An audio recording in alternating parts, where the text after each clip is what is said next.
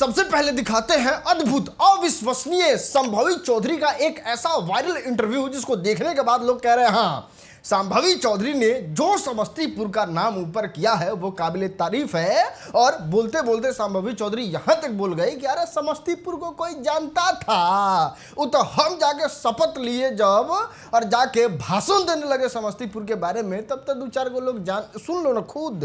अब जब हम पार्लियामेंट जाते हैं एंड समस्तीपुर के बारे में बात करते हैं, समस्तीपुर की बातों को रखते हैं, तब लोगों को एक्चुअली पता चल रहा है कि समस्तीपुर कहाँ है बिहार के मैप में। इसके पहले लोगों को पता भी नहीं था कि समस्तीपुर मैप पे कहाँ है। अच्छा ना ना, एकदम सही बोल रही है संभवी चौधरी जी। हम तो खुद कितना बार अमेरिका के लोग को कहते हुए सुन लिए कि सीधे यहाँ से फ्लाइट लेकर समस्तीपुर जाना है, वहीं पे इंडिया है। चलिए दोस्त, अब हम आपको दिखाते हैं बिहार में एक दादी पोता का ऐसा प्यार जिसको लोग देखने के बाद कह रहे हैं ये क्या है हो, इतना भी ज्यादा प्यार नहीं करना था। होता क्या हम आपको बताते हैं। दादी का जो है वो उम्र हो जाता है, दादी है तो उम्र हो ही गया होगा, 100-150 साल पार कर गई रहती है उम्र में, और वो इस दुनिया को छोड़ के चली जाती है। पोता बड़ा आहत हो जाता है, बाप रे वो बेचैन, और फिर कहता है कि नहीं, दादी का अंतिम विदाई हो रहा है तो आराम से तो नहीं होगा। और फिर क्या था, एक मस्त ऑर्केस्ट्रा बुलाता है, और ऑर्केस्ट्रा भी ऐसा वैसा नहीं, एकदम कटीली नचनिया, और कुछ इस तरीके से अंतिम विदाई करता है दादी का।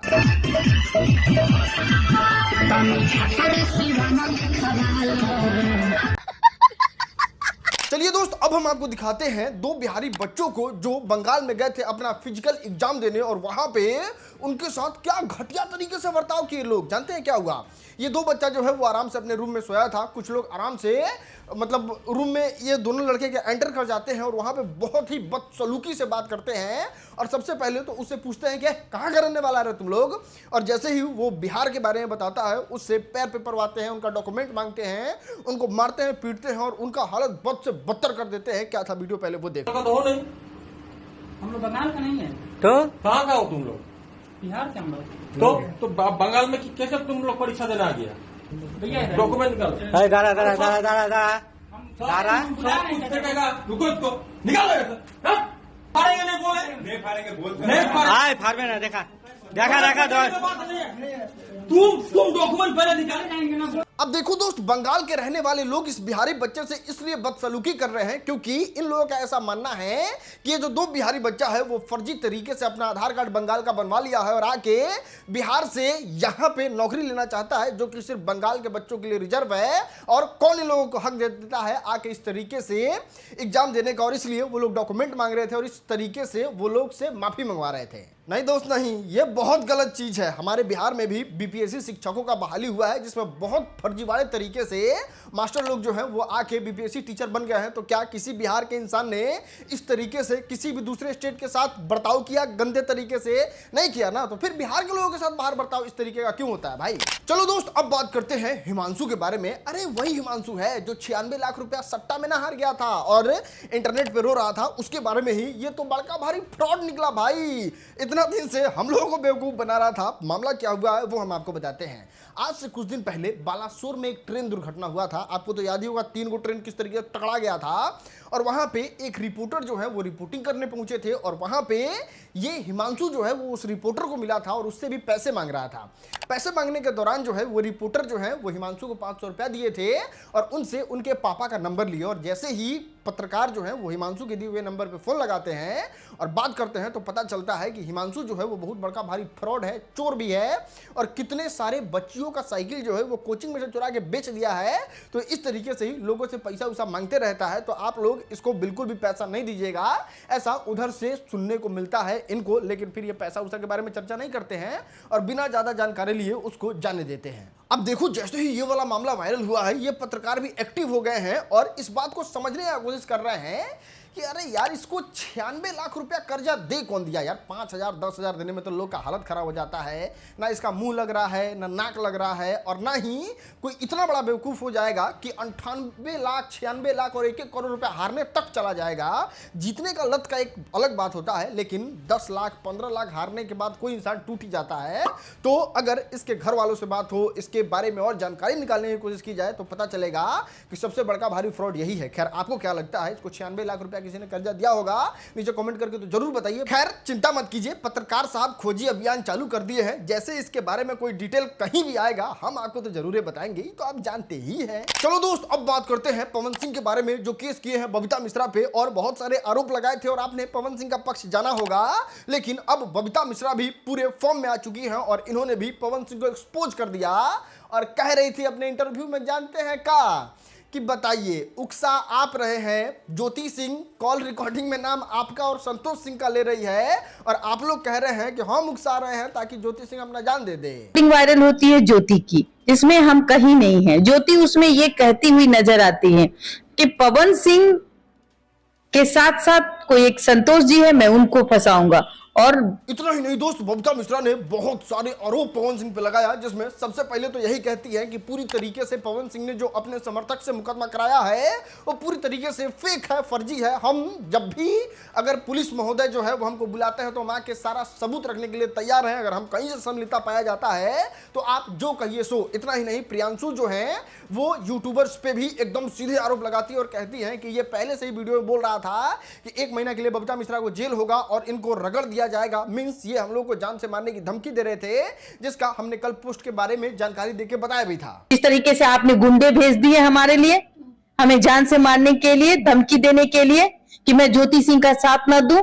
इतना ही नहीं दोस्त, बहुत सीरियस वाला बात बोल दिया कि अगर ज्योति सिंह को कुछ होता है तो उससे पवन सिंह को ना फायदा है, क्योंकि पवन सिंह को ना तीसरा शादी करना है। बताइए मेरा क्या फायदा किसी को उकसाने से?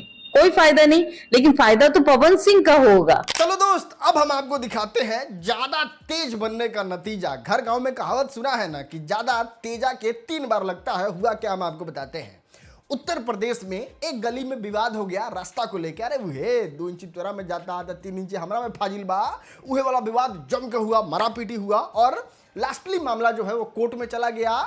और कोर्ट जब सारा कागज को देखा तो पता चला अच्छा ऐसा बात है, बुलडोजर भेज दिया और पूरे 23 घर को ढहवा दिया। अब आप सोच रहे होंगे कि रास्ता के विवाद के लिए 23 घर को ढहवा दिया गया। अरे नहीं भाई नहीं, जब केसवा कोर्ट में गया ना तब पता चला कि ये 23 के 23 घर जो है वो तो सरकारी जमीन में बना हुआ है और इसका नोटिस 1 साल पहले उन लोगों को दे दिया गया था कि घर हटा दीजिए। पता ना गड़बड़ हो गया था कि पता नहीं चल रहा था, वो तो आप लोग सही के केस ले आए इसलिए ढहवा दिए। और देख लीजिए आपके सामने वीडियो है, इसलिए कहा जाता है ज्यादा तेज ना बने के। चलो दोस्त, अब हम आपको दिखाते हैं इंदौर का एक ऐसा वीडियो जो है सोशल मीडिया के होर में फेमस होने का ऐसा जोड़ कि एक लड़की जो है वो एकदम समझिए छोटा छोटा कपड़ा पहनती है, बहुत ज्यादा अश्लील, और सीधे रोड पे निकल जाती है। लोगों का रिएक्शन जानने कि लोग का किस प्रकार का रिएक्शन आता है। और वीडियो कुछ इस प्रकार से आप अपने मोबाइल स्क्रीन पे देख सकते हैं। लिटरली घूम रही है यार इंदौर जैसे शहर में। अब जैसे ही ये वाला वीडियो सोशल मीडिया पे वायरल हुआ, देश विदेश के लोग देखने लगे और इस वीडियो पे नजर पड़ा एमपी के सांसद कैलाश विजय वर्गीय जी का।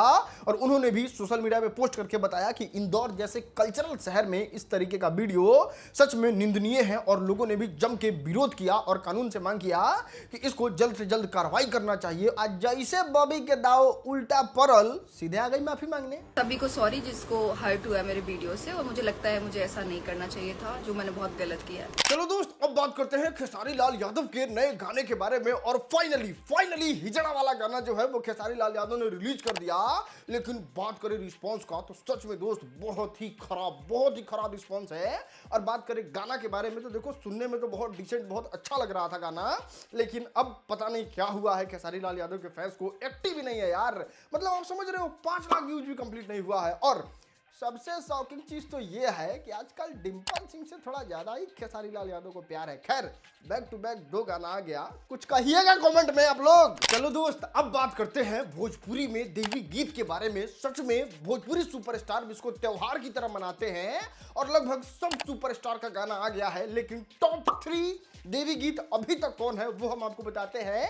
इसके बाद बहुत सारे सुपरस्टार का आएगा, ये नंबर चेंज हो सकता है, लेकिन अभी क्या है वो जानने के लिए सबसे पहले हम आपको सुनाना चाहेंगे 3रा नंबर का गाना। क्या तगड़े तरीके से प्रियंका सिंह ने गाया है।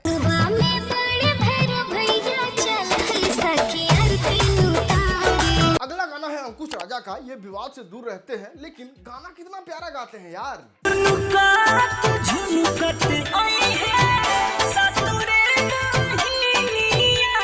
चलो अब आपको दिखाते हैं नंबर 1 और ये है भोजपुरी फिल्म इंडस्ट्री का सबसे तगड़ा देवी गीत और बहुत सारे लोगों को बहुत अच्छा लग रहा है और ये है अरविंद अकेला कल्लू का पेश है आपके सामने गाना।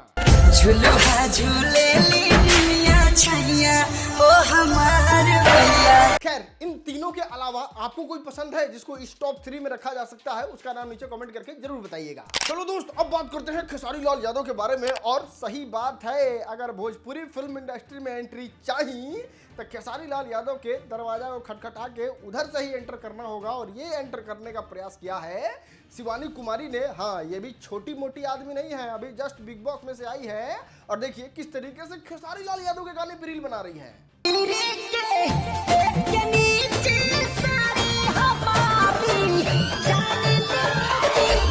देखो भले ही इन्होंने अपने कैप्शन में नो कैप्शन लिखा हो लेकिन सच बता रहे हैं, अगर शिवानी कुमारी और खेसारी लाल यादव का गाना एक साथ भोजपुरी में तगड़ा वाला आ गया हाई बजट का तो समझो भूचाल आ जाएगा, भूचाल। और अगर इस वीडियो पे 10,000 लाइक हो गया तो हम करते हैं प्रबंध, एक बार लाइक तो करो, आवाज उठाएंगे भाई तो कहीं आ जाए। चलो दोस्त अब बात करते हैं एल्विस यादव के बारे में। आज से कुछ दिन पहले हम अपने वीडियो में आपको बताए थे किस तरीके से एल्विस यादव का संपत्ति जब्त हो सकता है और आज ईडी ने बहुत बड़ी कार्रवाई करते हुए एल्विस यादव और राहुल यादव जिनका नाम फाजिलपुरिया था उनके संपत्ति को जब्त कर लिया गया है।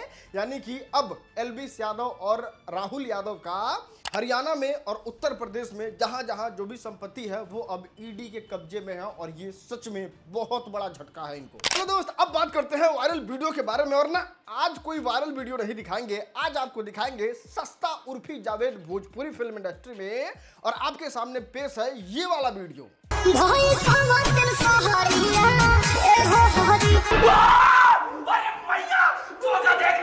बोरी नु गुलाब बा ना का सोच के खरीदी होगी यार, हमको ये बात समझ में नहीं आ रहा है।